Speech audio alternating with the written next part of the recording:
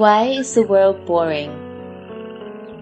Millions of people around the world still haven't found that this world is boring because they think that they are happy, even in the midst of the fact that they continually experience some suffering, which goes hand in hand with all forms of worldly happiness.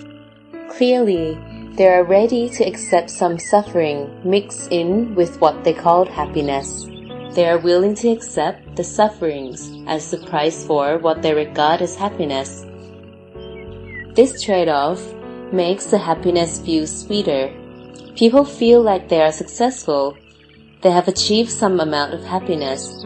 They feel pride in being able to achieve some happiness. They even make a point to show their friends, their family, and their circle of friends of how cool they are. Actually, the best they could do was to partially resolve the suffering problem temporarily.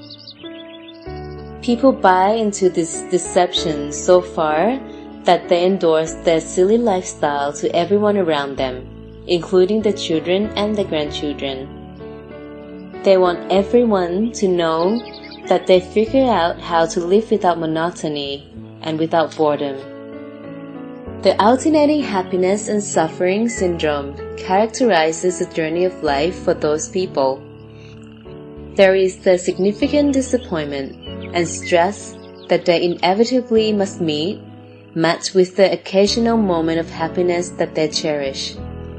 Instead of seeing their escapades as similar and as boring as rats running on a wheel, or as something too tedious and boring for words, they see this non-stop chase toward nothing as the thrill of life, so they just continue to pursue their voyage in this darkened world.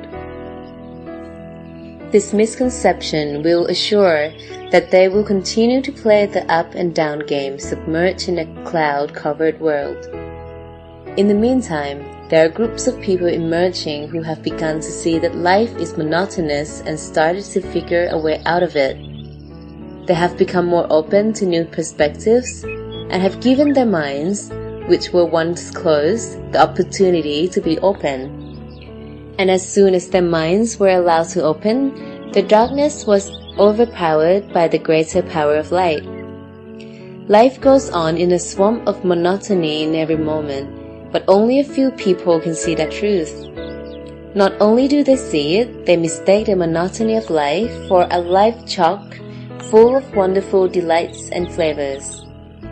From another perspective, the monotony of life can also be seen from observing that both happiness and suffering are continuously changing, and nothing can stay the same. Changing phenomenon cannot be controlled or dictated. This principle is one of the factors under the authority of the three characteristics of existence. They are aniccatta, impermanence, dukkhatta, state of suffering or being oppressed, and anatta, no self. Our false views have clouded over these truths, and the result is that we have been unable to see the monotony of it all. Neither the happiness that each of us is pursuing nor the suffering that is constantly being pushed away is lasting. Both take turns coming and going, forcing everyone to struggle to continually pursue what they want, be it want to get or want to push away. Alas, we never get tired of the struggle and the shadow chasing.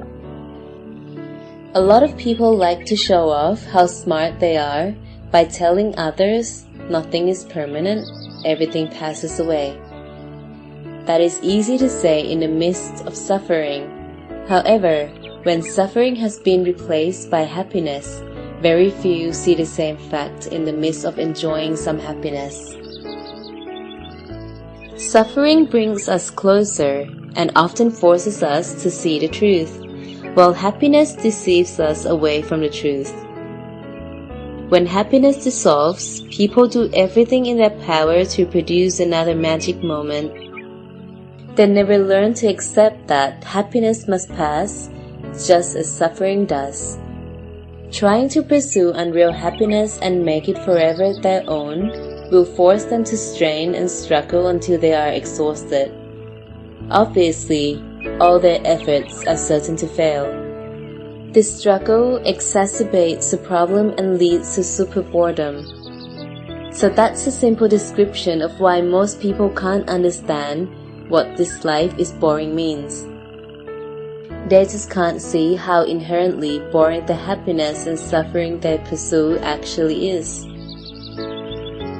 To understand that, the mind has to be instilled with the wisdom to see the truth behind the three characteristics of existence, and then through direct experience by knowing and seeing with our heart.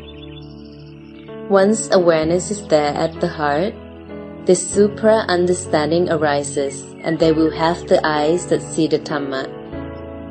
They will understand on their own and without anyone having to depend upon others and without believing anyone.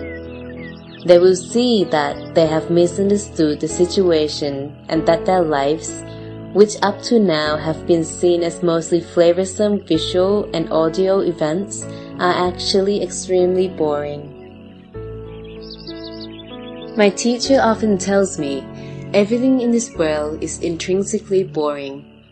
He always says we find that meditators regard worldly things as boring, yet people all over the world are happy with those boring things.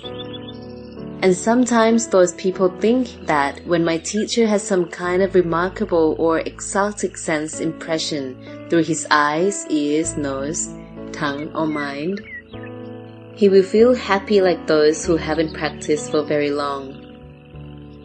This is a downright misunderstanding.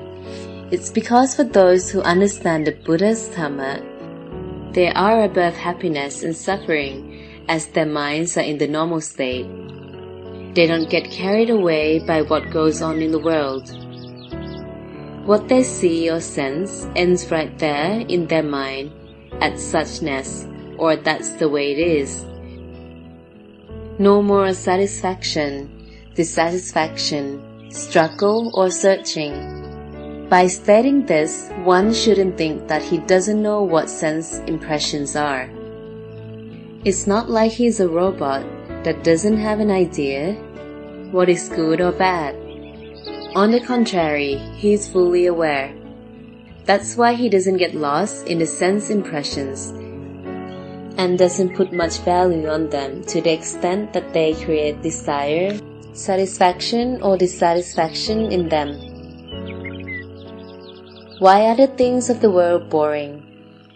It's because no matter how wonderful or extraordinary they appear, they all fall under the power of the three characteristics of existence.